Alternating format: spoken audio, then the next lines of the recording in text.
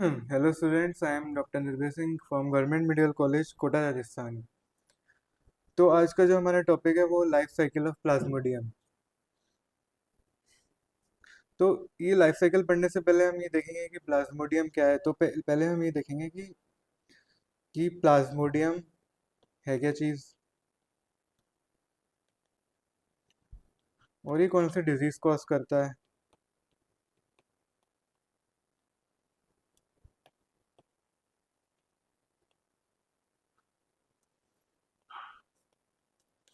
फिर हम थोड़ा सा उस डिजीज के बारे में थोड़ा इंट्रोडक्शन देखेंगे कि उस डिजीज में क्या होता है, आखिर कैसे डिजीज कॉज करता है ये प्लाज्मोडियम। फिर हम देखेंगे कि इसकी लाइफ साइकिल क्या है, ये कैसे खुद को अपनी लाइफ साइकिल मेंटेन रखता है, जो कि दो फेजेस में हम पढ़ेंगे इसकी लाइफ साइकिल को। एक जो होगी सेक्सुअल फेज एंड एक एसेक्सुअल फेज।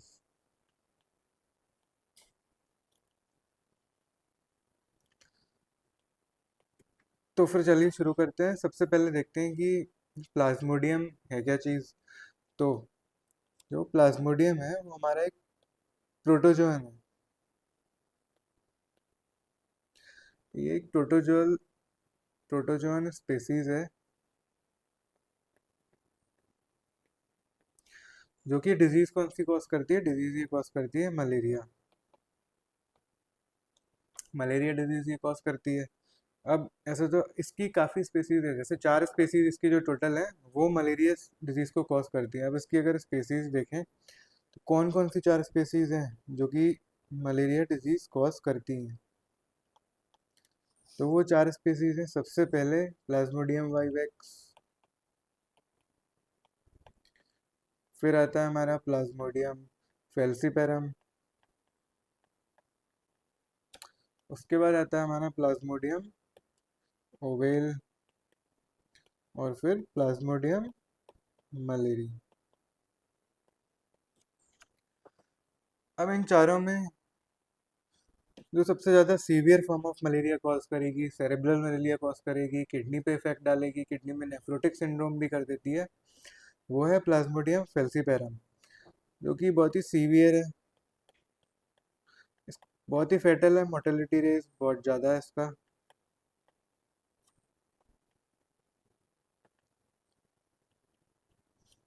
और ये कॉज करती है सेरेब्रल मलेरिया, और किडनी में भी इफेक्ट डालेगी ये, और ये किडनी में नेफ्रोटिक सिंड्रोम भी कर देती है।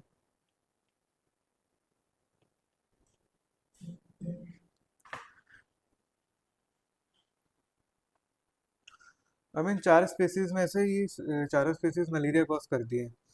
अब इसमें 3 स्पेसीज हैं जो कि प्लाज्मोडियम वाइवेक्स, फेल्सीपेरम और ओवेल, जो कि टर्शियन मलेरिया कॉज करती है। Tertian malaria. अब टर्शियन का मतलब ये है कि इसमें क्या है कि फीवर एवरी 3rd डे पे फीवर आएगा।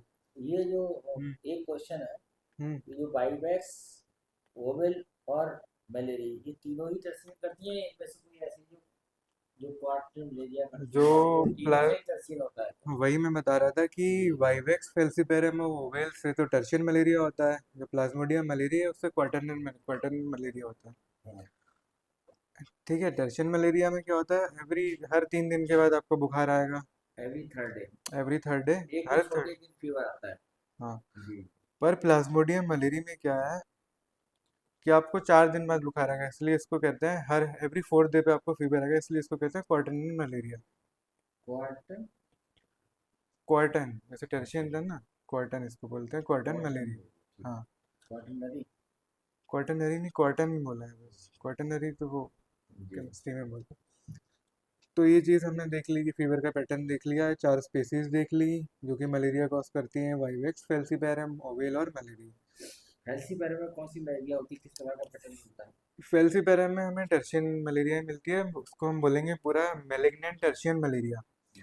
मेलिग्नेंट क्यों? क्योंकि एक तो ये बहुत ही सीवियर फॉर्म ऑफ मलेरिया है, और ऊपर से ये इसकी मेलिग्नेंसी इसलिए क्योंकि ये ब्रेन तक भी पहुंच जाती है। ब्रेन में पहुंचने के बाद ये सेरेब्रल मलेरिया कॉज कर देती है।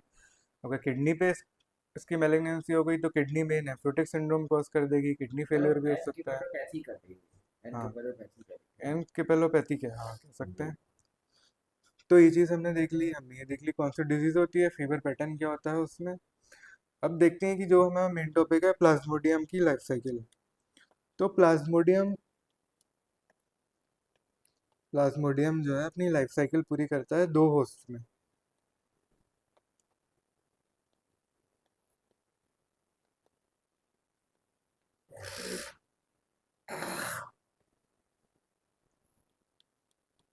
अब ये प्लाज्मोडियम अपनी दो उसमें लाइफ साइकिल पूरी करेगा। जो उसका पहला होस्ट है वो डेफिनेटिव होस्ट है, वो तो चेंज हो नहीं सकता लाइफ साइकिल में। वो होस्ट है फीमेल एनोफिलीज मॉस्किटो।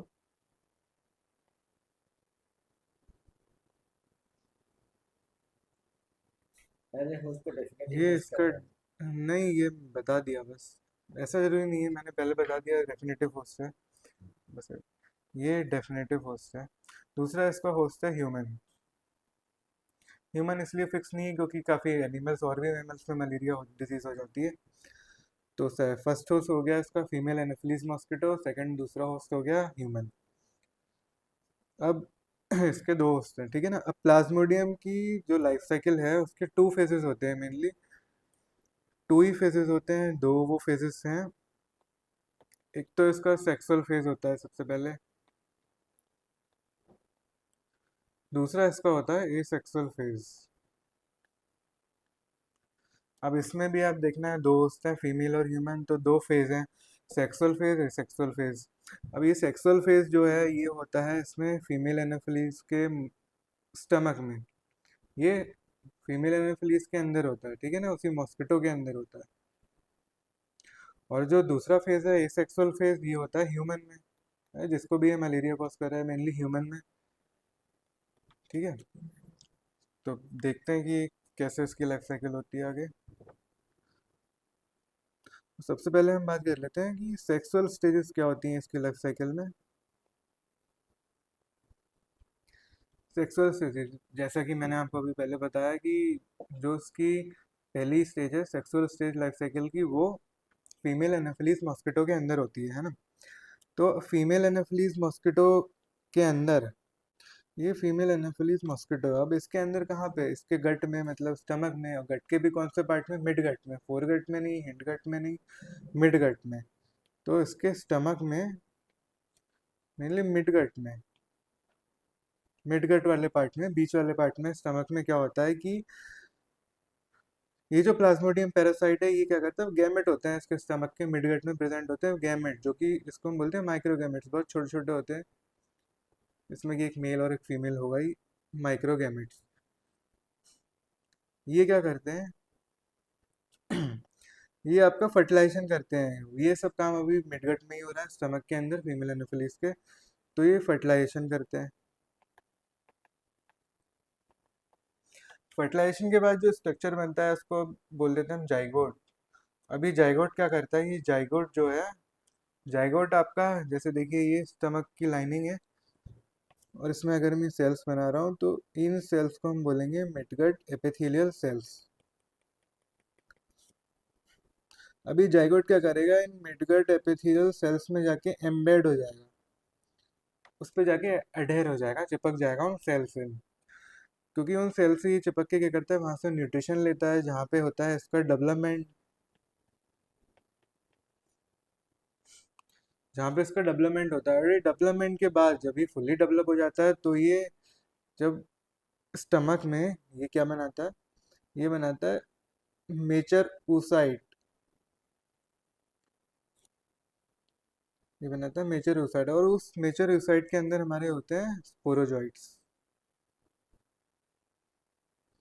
तो ये फर्स्ट स्टेज में ही आपको स्पोरोजॉइट है ना, यही मेन है,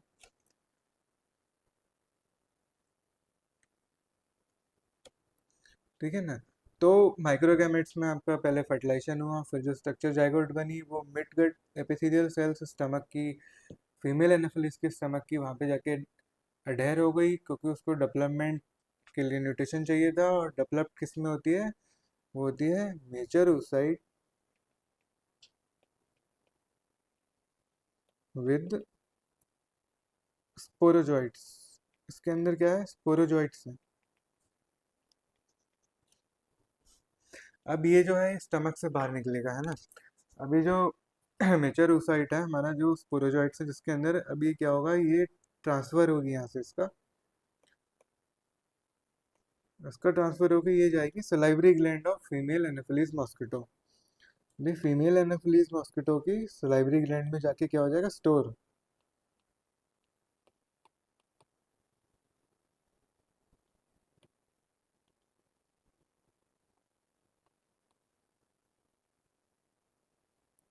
इस लाइब्रेरी ग्लैंड में जाके स्टोर हो जाएंगे। बस इसकी सेक्सुअल स्टेजेस इतनी थी, सेक्सुअल साइकिल इसकी इतनी थी। अब इसके बाद क्या होगा, अब इसके सलाइवरी ग्लैंड में स्पोरोजोइट्स पहुंच गए, है ना। अब ये जो फीमेल एनाफिलीज मॉस्किटो है, जब भी किसी ह्यूमन को बाइट करेगी, तो ये अपनी, जब बाइट करेगी तो ये अपने सलाइवा के साथ उन स्पोरोजोइट्स को अंदर रिलीज कर देगी यहाँ पे, है ना, ब्लड में।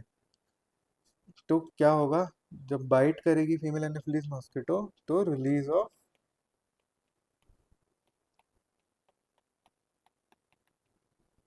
Sporozoites from salivary glands।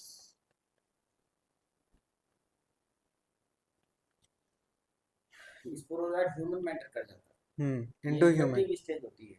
हाँ, into human. Infective stage of the parasite for human beings. हाँ, और इसी के बाद क्या होता है, इससे क्या होता है, जो हमारा बाद में नेक्स्ट स्टेप है, ह्यूमन, हम ह्यूमन होस्ट जो है वो गेट इन्फेक्ट्स। तो अगर ये क्वेश्चन आए बताते हैं बच्चों को, क्वेश्चन है hmm which is infective stage of plasmodium, this is sporozoite. Sporozoite. जो प्लाज्मोडियम की कई बार इन्फेक्टिव क्वेश्चन आता है स्टेज इसमें होगी वो क्या होगी, स्पोरोजॉइट। क्योंकि यही एंटर कर रही है और यही इन्फेक्शन कॉज कर रही है सबसे पहले, तो यही इन्फेक्टिव स्टेज है इसकी। ह्यूमन पे।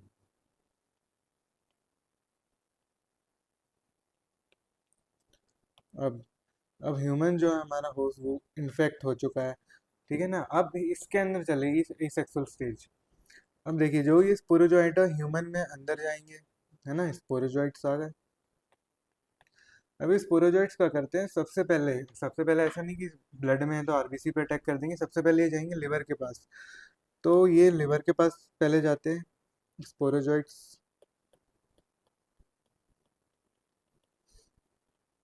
अब ये स्पोरोजोइट्स पहुंचे लिवर के अंदर, है ना। अब इसको हम दो कैटेगरीज में देख लेते हैं कि एक तो ऑल स्पेसीज ऑफ प्लाज्मोडियम के जितनी भी स्पेसीज है उस सबके स्पोरोजोइट्स, और एक दो स्पेसीज हैं वाइवेक्स और ओवेल, इन दोनों के स्पोरोजोइट्स। कभी कभी कुछ इसमें डिफरेंस होता है, क्योंकि ज़्यादातर जो भी प्लाज्मोडियम की जितनी भी स्पेसीज हैं, सारे स्पोरोजोइट लिवर में एंटर करते हैं, ऐसे स्पोरोजोइट एंटर करेंगे हेपेटोसाइट सेल में, है ना। और स्पेसीज के एंटर करेंगे, ये हेपेटोसाइट सेल है, और ये यहाँ पे स्पोरोजोइट इसके अंदर आ गया। पर जो वाइवेक्स और ओवेल स्पेसीज है उसमें क्या होता है, जब ये कभी कभी एंटर करते हैं अंदर हेपेटोसाइट के अंदर, तो ये एज अ स्पोरोजॉइट एंटर नहीं करते, ये एंटर करते हैं एज अ हिप्नोजॉइट। किस फॉर्म में, हिप्नोजॉइट। अब ये जो हिप्नोजॉइट है ये कभी भी चेंज हो जाता है स्पोरोजॉइट्स में, है ना।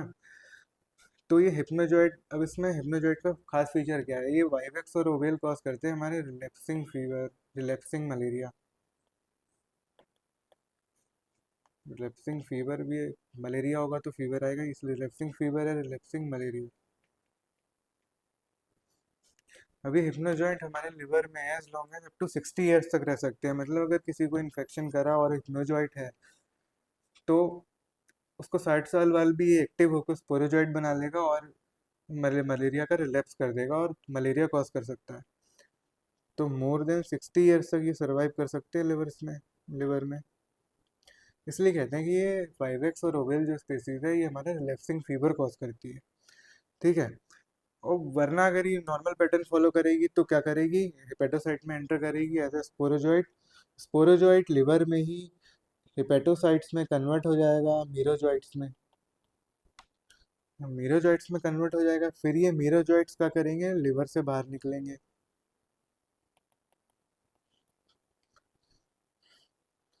अभी मीरोजॉइट्स लिवर से बाहर निकल रहे हैं, ठीक है ना।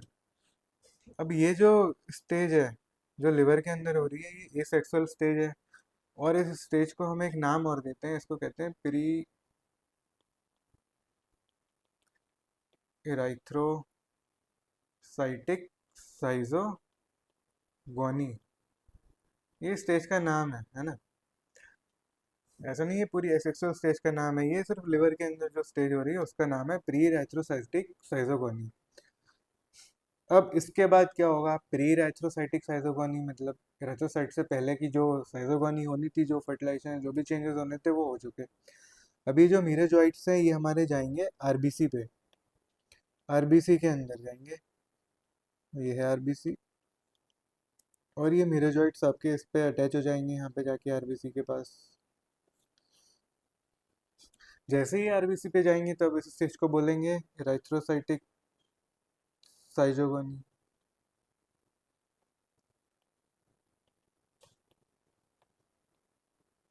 क्योंकि इससे पहले लिवर में हो रहा था तो हम बोले थे पेरी इरेथ्रोसाइटिक, आरबीसी से पहले की बात है। अब इसमें हो रहा है आरबीसी में तो बोलेंगे इरेथ्रोसाइटिक साइजोगोनी। अब इरेथ्रोसाइटिक साइजोगोनी में क्या है, ये आरबीसी पे अटैच हो गए हमारे मीरोजॉइट्स। अब इसके कारण हमारा आरबीसी में कुछ डिस्ट्रेस आता है, जिसकी वजह से जो हमारी आरबीसी है, जिसकी वजह से जो आरबीसी है हमारी, वो उसके अंदर जो भी एक रिंग तरीके की फॉर्म हो जाती है, कह सकते हैं उसका जो न्यूक्लियस होता है वो रिंग शेप हो जाता है। इसको कह सकते हैं रिंग फॉर्म। ये मीरोजॉइट्स इसमें चेंजेस कर देते हैं तो रिंग फॉर्म हो जाता है। अभी रिंग फॉर्म से चेंज होती है लेट ट्रोफोजाइट स्टेज में।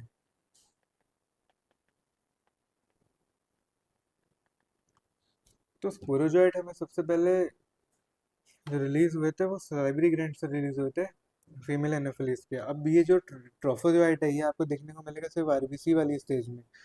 ये किस फॉर्म में चेंज हो गया, जो आरबीसी जिसके अंदर रिंग फॉर्म हमें शो हो रहा था जब हम पेरिफेरल ब्लड स्मीयर बनाते हैं, हिस्टोपैथोलॉजिकल स्क्रीनिंग करते हैं लैब डायग्नोसिस के लिए मलेरिया की, तो हमें रिंग फॉर्म से ही काफ़ी चीज़ें आइडेंटिफाई होती है कि पर्सन को मलेरिया है, कौन सी स्पीसीज से है, किस टाइप का मलेरिया है। तो ये रिंग फॉर्म आरबीसी हो गई, फिर ये कन्वर्ट हो जाती है लेट ट्रोफोजॉइट में। अब ये कैसी दिखती है, हल्की हल्की सी रिंग दिखेगी आपको और इसके अंदर कुछ स्पोरोजॉइट फॉर्म्स होते हुए दिखेंगे जो कि पूरी तरीके से फॉर्म नहीं हो पा रहे हैं। इसके बाद स्टेज आती है इमेच्योर साइजॉन। इसमें क्या है, इसमें भी हल्की रिंग शो होगी और इसमें जो स्पोरोजॉइट्स होंगे वो इमेच्योर होंगे, या तो न्यूक्लियस नहीं होगा या अंडर डेवलप होंगे। तो ये जो स्टेज है ये है इमेच्योर साइजॉन। इसके बाद जो स्टेज आती है फिर वो आती है मेजर साइजॉन। मेजर मतलब अब इसके अंदर जो आरबीसी है हमारे, इसके अंदर बहुत ही वेल डेवलप्ड स्पोरोजॉइट्स बन चुके हैं। अब यही स्पोरोजॉइट्स दोबारा बाहर निकल जाते हैं, फिर इनको हम बोल देते हैं इराइथ्रोसाइटिक मीरोजॉइट्स, क्योंकि ये आरबीसी से बाहर निकले हैं तो ये स्पोरोजॉइट्स ही, पर ये आरबीसी से बाहर निकले तो हमने इनको टर्म दे दिया इराइथ्रोसाइटिक मीरोजॉइट्स।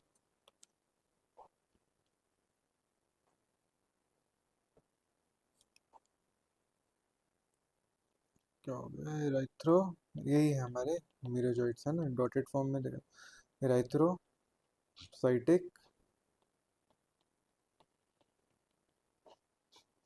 मीरोजॉइट्स। अब ये जैसे ही आरबीसी से इराइथ्रोसाइटिक मीरोजॉइट्स निकलते हैं तभी हमें फीवर के एपिसोड्स आते हैं।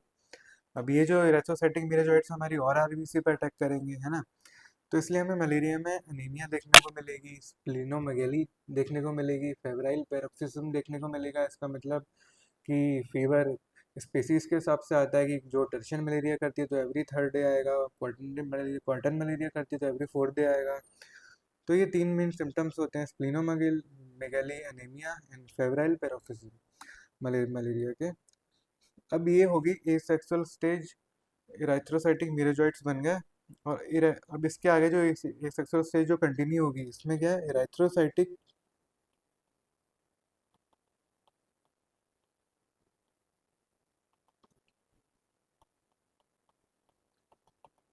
अभी क्या करेंगे, इराइथ्रोसाइटिक मीरोजॉइट्स जो हैं कुछ तो बाहर निकल गए, कुछ ने आरबीसी को इन्फेक्ट कर दिया है ना, और जो आरबीसी के अंदर है वो भी कुछ और काम करते रहते हैं, जैसे कि वो फीमेल और मेल गैमेट्स बना लेंगे आपके, female plus male gametes RBC के अंदर ही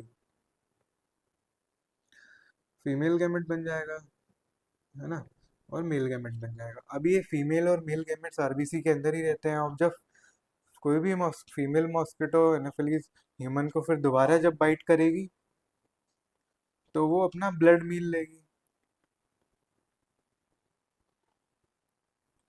अब ये जब बाइट करती है ब्लड मील लेती है, तो इस ब्लड मील के साथ जो इसके गैमेटोसाइट्स है